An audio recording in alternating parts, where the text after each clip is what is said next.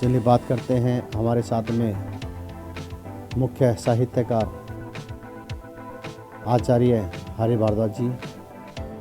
आज dream social welfare कौशल विकास संगठन और टैलेंट ऑफ इंडिया ट्रस्ट की तरफ से शहीद भगत सिंह राजगुरु सुखदेव जी की शहादत को नमन किया गया और उसके साथ साथ ब्लड डोनेशन कैंप लगाकर अनेकों युवक युवतियों ने अपने शहीदों को नमन किया।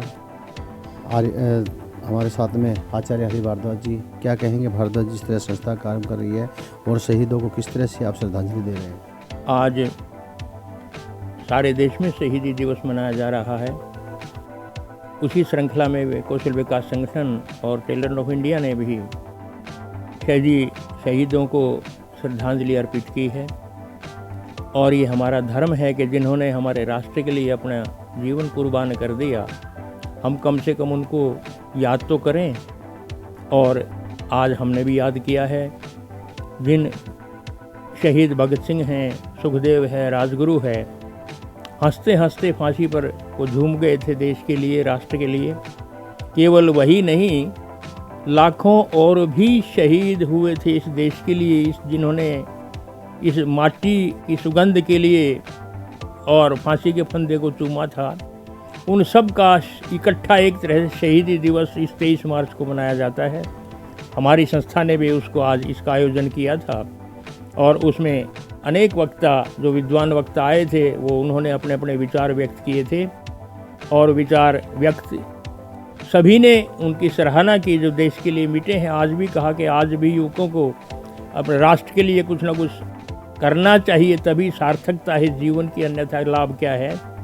इसके अतिरिक्त कुछ वक्ताओं ने जो अपने विचार व्यक्त किए थे वो ये थे कि भगत सिंह ने पार्लियामेंट में बम फेंका था, इसलिए फेंका था कि वो पार्लियामेंट देश के लिए विरोधी नियम बनाती है, कानून खराब बनाती है, देश के हित के लिए नहीं, कल्याण के लिए नहीं, बल्कि देश के विरोध में नियम और कानून बनाती है।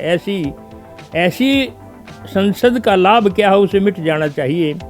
इसलिए भी बम फेंका था कि मारने के लिए नहीं, बल्कि देश को जागृत करने के लिए, युवाओं में जोश भरने के लिए, उत्तेजना भरने के लिए कि उठो और राष्ट्र के लिए सब कुछ समर्पित कर दो।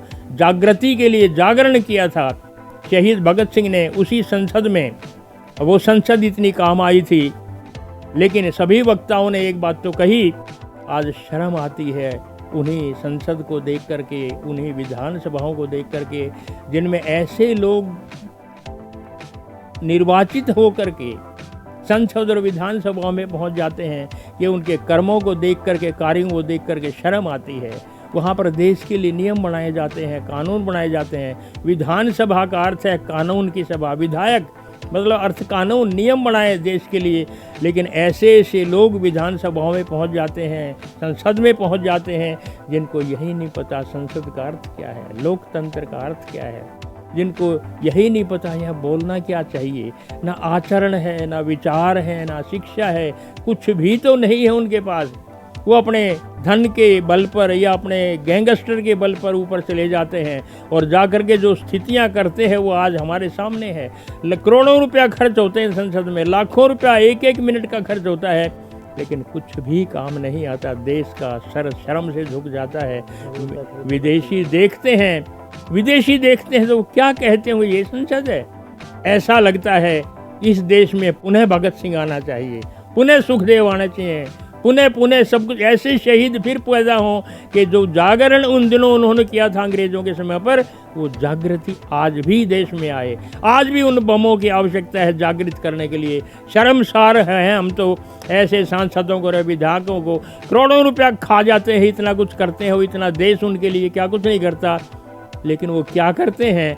ऐसा जो भी आज वक्ताओं ने अपने विचार व्यक्त किए हैं, मैं कुछ एक दो पदों में उनको आपके सामने व्यक्त कर रहा हूँ कि जाते हैं वहाँ आंसू बहाते एक बार आज के दिन, सिर्फ एक दिन के लिए वहाँ पे श्रद्धांजलि दे आते हैं, पुष्प चढ़ाते हैं, उसके बाद भूल जाते हैं, फिर अपने दुराचरण में फंस जाते हैं।